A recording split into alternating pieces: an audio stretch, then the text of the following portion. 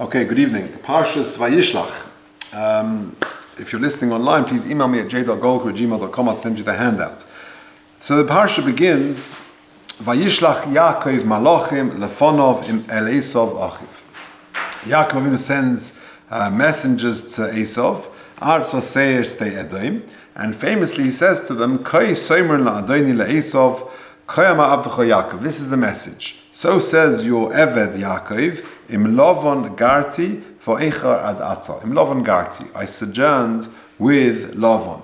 Now, Rashi says two pshatim on the words Im Lovon Garti. Says the first Rashi, Lo na'asesi tzar v'choshev elegeh. That's the tie, I should say one choshev. That I didn't become a person of prominence. Garti is an expression of a sojourner. I didn't establish myself there.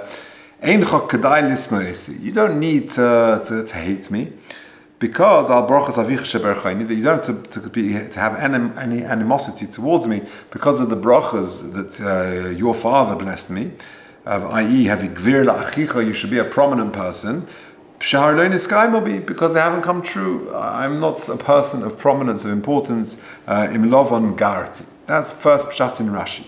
Second pshat in Rashi, dova acher, garti b'gematria taryag. Yeah, it's actually the same letters. That is, garti is an allusion to 613. Kolomar, im lovon harosha garti, v'taryag mitzvah shamarti, v'lo lamadti b'ma'asim harayim. Fine. So I kept all 613 mitzvahs. I didn't learn from his evil ways, and therefore he's sort of like a silent threat, saying, "Don't touch me. I'm impenetrable." The Kli Yakar asks a very interesting question. It seems the two pshatim in Rashi contradict each other. It says the Kli Yakar, Pirish Rashi, number one, I didn't become a person of importance and prominence, but I'm just a sort of a sojourner passing through. Number one. Number two, that I kept all 613 commandments. V'shnei perushim elu soisrim zeh. Says the Kli Yakar that both of these explanations contradict each other. She'im omeloi lo nasesi sa im kain bolofonov b'achno. Saying I wasn't a person of prominence, of importance, that means you're coming to in a subjugating way. You're sort of meekly coming towards him and saying, listen, nothing came of me really, and don't worry too much. It's a form of, because ve'imom alo taryag mitzvah shamarti, says the Kli Yakar, mashma adarabba shesholach lo she'eni yorim menu. I'm not scared of you. I was in a house of a crooked businessman, a very difficult environment, and I kept 613 mitzvahs, and you're not going to intimidate me. And therefore, the bracha was the kasher torid parakta ulay, that when I don't keep my mitzvahs, then you'll have the upper hand. But I've kept my mitzvahs, and therefore your hand is lower down, you won't be able to succeed. It's coming from a position of strength and of force.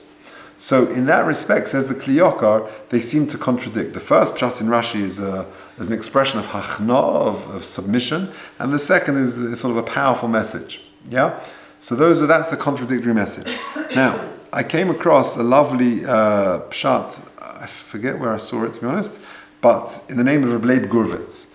And he says a very beautiful pshat that explains that the two pshatim are actually not contradictory at all. How so? When Rashi says, I kept 613 mitzvahs, and I didn't learn from his evil ways, there seems to be a redundancy there. We spoke about this once in a previous shiur, a few years ago. If you kept 613 mitzvahs, then obviously you didn't learn from his evil ways. So there seems to be a redundancy.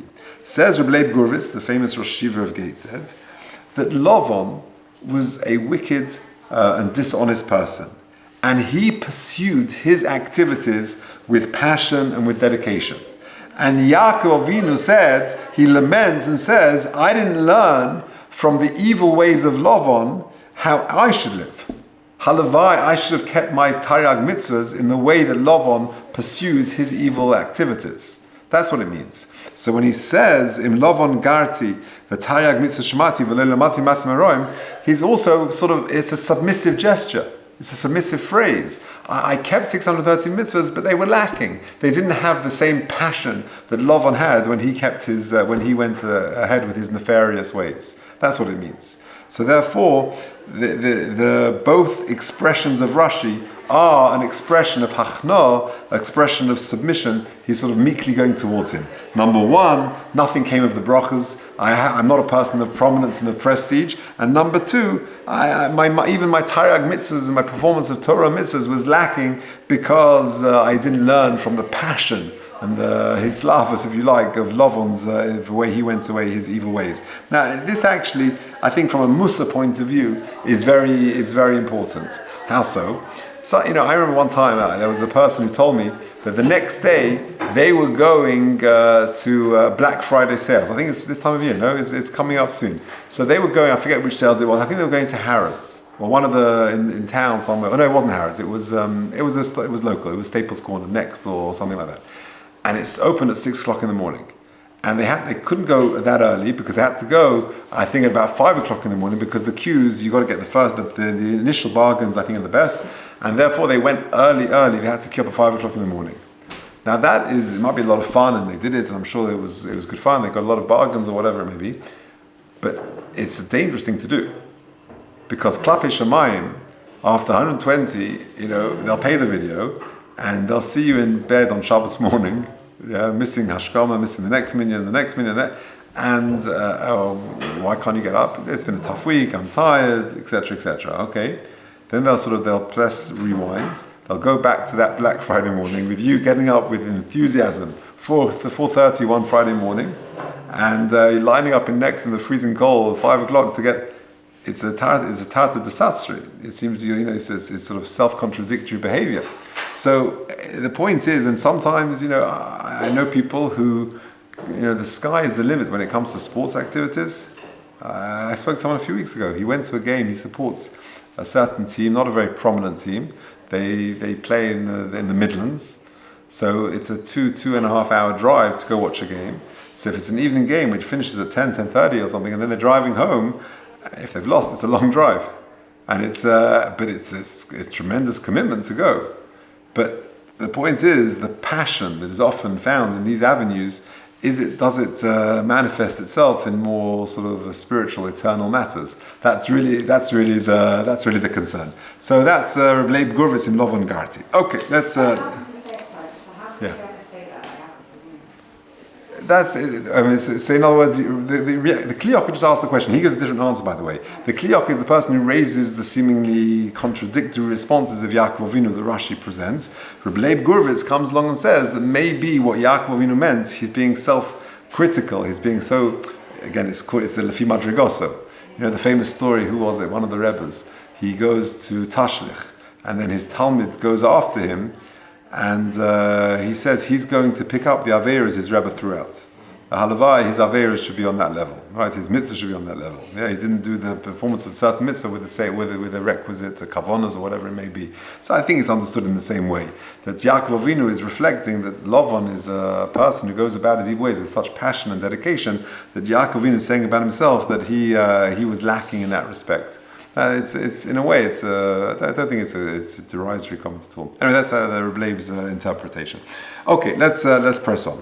So the pasuk continues, Vayashuv ha'malochim el Yaakov leimer, ba'aner lachicha el Esav, v'gam holich likroscha va'arbe me'es ish imoy.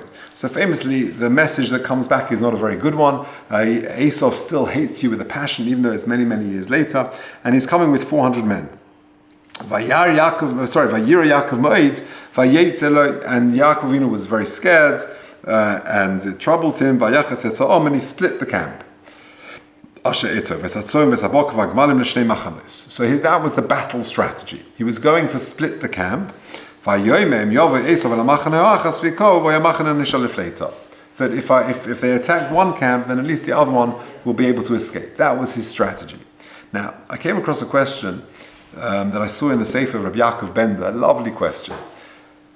You just fast forward a few psukim, it's the beginning of the next parak, when the actual encounter happens. Vayisa Yaakov, in the next box, in the bottom of the page, Vayisa Yaakov eno vayar v'hine Esav bo, and sure enough, Esav is coming, v'imoy arba me'as ish. Vayachatz es hayelodim, etc., etc. And he split the kids. Al Leah, Al Rochel, Al Shtei Hashvochos, Vayasim es Hashvochos, V'Yaldehen, Rishayim, Ves Leah, V'Yaladeha, V'Achronim, Achiranim, Ves Rochel, Ves Yosef, Achiranim. In other words, that he put the Shvochos first, and then he put Leah with her children, and then Rochel and Yosef behind them.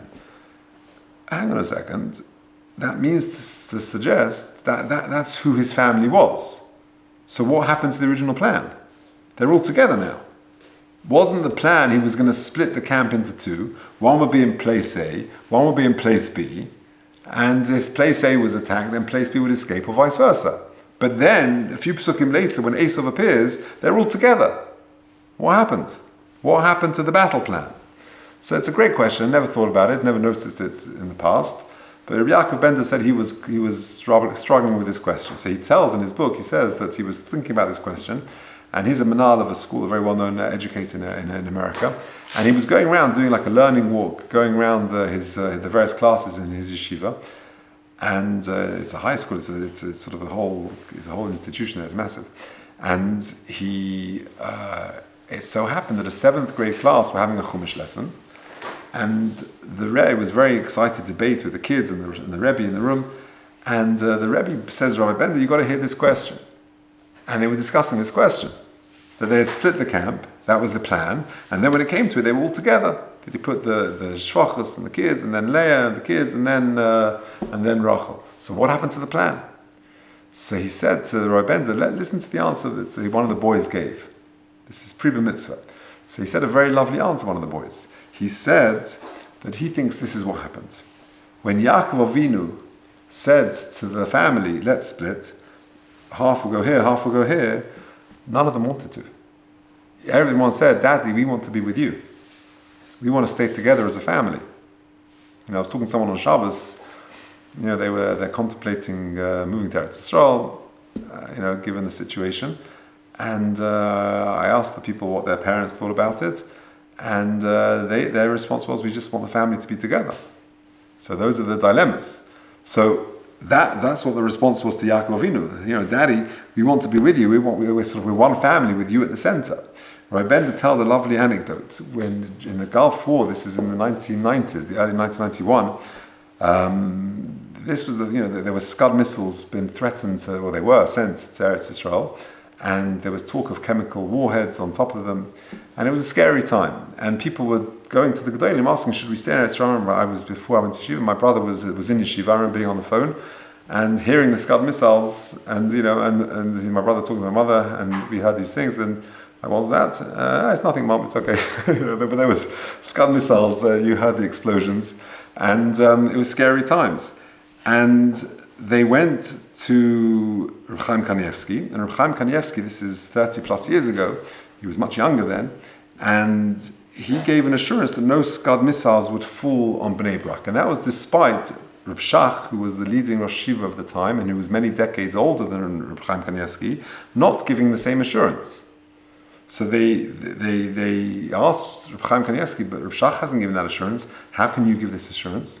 So he said, I'm giving that assurance because Reb Shach's Amelus Batorah is so powerful that it will safeguards this city of Bnei Brak, this Torah city. But due to Reb Shach's humility, he doesn't see it that way. And maybe that's what's going on over here. Yaakov Avinu, he had a military strategy, but his family saw it differently. They wanted the protection to be with Yaakov Avinu. Maybe it's a good idea to split. Actually, we think it's different. We need to be with you at the center, because your presence here will actually be the safeguard that we need. Okay, that was Rabbi Yaakov Bender. Let's finish off. The final piece is a very interesting tour. The tour says, and I may have mentioned this many years ago, but anyway, I'm not entirely sure, but it's certainly worth repeating. The tour says that each of the Shalosh Regalim represent one of the Oves. So if you take a look, this in Orach Chaim Siman Tov Yud Zayin, V'shamayti me'achi harav Yehuda. Says the Tur, he's quoting his brother Rabbi Yehuda, Tam ledova lefi shehamoyadim niskenu keneged Oves. The Moyadim correspond to the Oves. Pesach keneged Avraham, Tichsev, Lushi, V'asi Ugais, Upesach Hoya.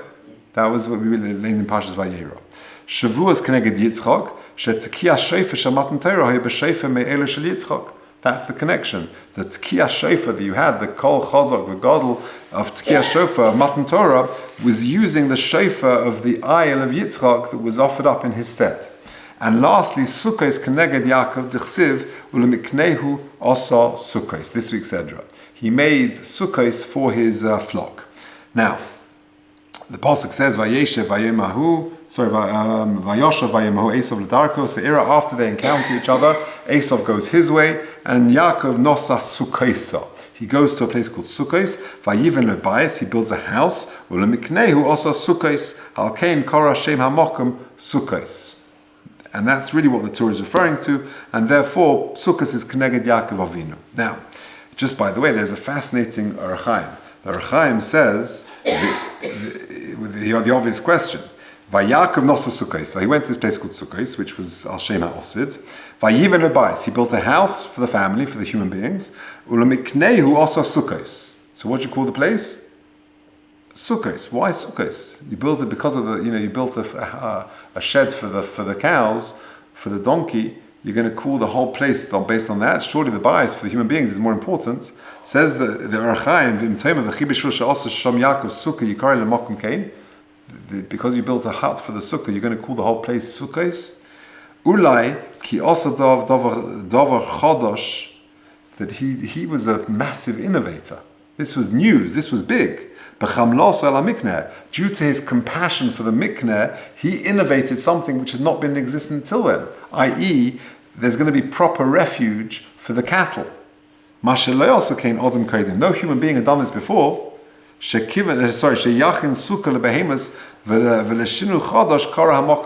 this was such a novelty, the whole place was called Sukkos. He built this sort of refuge, the habitation for the animals. That's what the Orach Chaim says. Now, the Anerantro, Zechrein Livracha, said, his first yahrzeit, which was only just recently, he gives a different answer.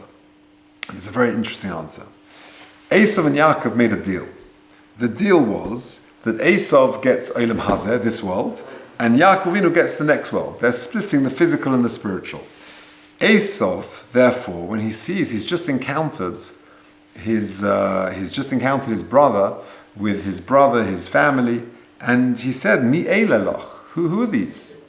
In other words, the Pasuk says, Vayoretz Esav likroso, when they met, Vayichabkeu, Vayipal al Savar, Vayishkeu, Vayivku, Vayisa es Eino, Vayaris Hanoshim, Vayarodim, Vayomer Mi eilelach. Your wives, your children, who are these people? Vayomer ha'yilodim ashechonan elokim esavdecha. What was Esav's kasha and what was Yaakov's response? Esav's kasha was, hang on a second, we had a deal. The deal was, you get Olam Hazeh, Esav says, I get Olam Hazeh and you get Olam Haba. So why have you got this large family? That's this world. I thought you're keeping away from this world. So Yaakov explains that this is my Olam Haba. That everything I have in this world has helped him fulfill his tafkid in this world, and therefore it's spiritual. And therefore his response is, that's exactly his response.